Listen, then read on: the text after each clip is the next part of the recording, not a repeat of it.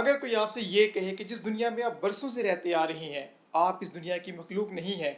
اور نہ صرف یہ بلکہ یہ بھی کہ آپ اس دنیا میں نہ صرف بھیجے گئے ہیں بلکہ سزا کے طور پر پھینک دیے گئے ہیں، تو آپ کو یہ سن کر کیسا لگے گا؟ ایسا ہی دعویٰ کیا ہے امریکہ کے ایک environmental scientist doctor Alice Silver نے، جنہوں نے اپنی کتاب humans are not from the earth میں یہ لکھا ہے کہ انسان اس دنیا کی مخلوق نہیں ہے۔ ڈاکٹر ایلس سلور کا کہنا ہے کہ جس زمین پر انسان رہ رہا ہے یہاں کا ایٹماسفیئر انسان کو پوری طرح سے سوٹ نہیں کرتا، اور یہ کسی ایسے سیارے یا جزیرے سے آیا ہے جہاں کا ایٹماسفیئر یہاں سے بہت مختلف تھا۔ یہاں پر پڑنے والی دھوپ یا گرمی یا سورج کی تیز تپش جو ہے انسان کو ہیٹ سٹروک اور ڈفرینٹ طرح کی بیماریوں میں مبتلا کرتی ہے، جبکہ انسان جہاں سے آیا ہے وہاں پر موسم بہت معتدل رہتا تھا، نہ زیادہ گرمی اور نہ ہی بہت زیادہ سردی، بلکہ بہار کا موسم ہر وقت رہتا تھا۔ اس کے علاوہ ان کا ایک نظریہ یہ بھی ہے کہ انسان جس زمین پر رہتا ہے یہاں پر قوت ثقل کی وجہ سے چند سال گزارنے کے بعد یہ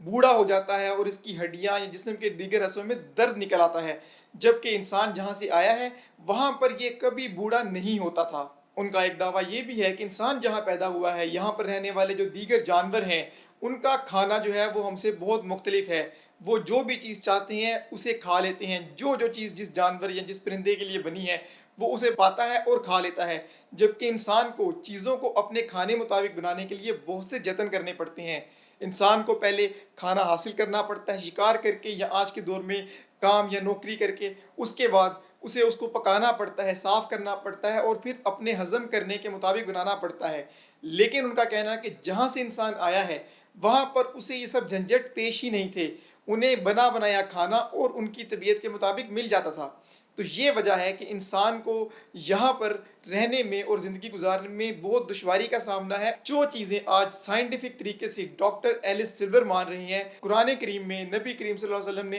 آج سے 1400 سال پہلے یہ سب معاملے سب باتیں پہلے سے بتا دی ہیں۔ حضرت آدم اور حضرت حوا کو جنت میں رکھا گیا تھا، بعد میں ان کی کسی غلطی کی وجہ سے انہیں زمین پر سزا کے بطور چھوڑا گیا، تو یہ ان کی بات بالکل درست ہے۔ اسی طرح سے انسان کو اس طرح کے ماحول کے لیے نہیں بنایا گیا تھا، بلکہ یہ تو بہت اچھی اور لاڈلی مخلوق تھی خدا کی، جس کی وجہ سے اس کو اشرف المخلوق کہا جاتا ہے۔ لیکن ان کی غلطی کے بعد جب انسان زمین پر آیا اور زمین پر آ کے ہر چیز سے اپنے لیے خود پیدا کرنی پڑی، اپنے رہن سہن اور اپنی زندگی بسر کرنے کے لیے تمام جو آسانیاں ہیں وہ خود پیدا کرنی پڑیں، تو اس کے بیہیویئر اور اس کی جسامت میں بہت سی تبدیلیاں بھی آئی ہیں۔ یہ سب بھی ہمیں قرآن مجید بتاتا ہے۔ تو یعنی ہمیں یہ چیز ماننی پڑے گی کہ سائنس جتنی بھی ترقی کر لے، جہاں پر بھی پہنچ جائے، بالآخر وہ یہ سب چیز تسلیم کرنے کے لیے مجبور ہو جاتی ہے کہ اللہ نے جو قرآن کریم میں 1400 سال پہلے نازل کر دیا وہی حقیقت ہے۔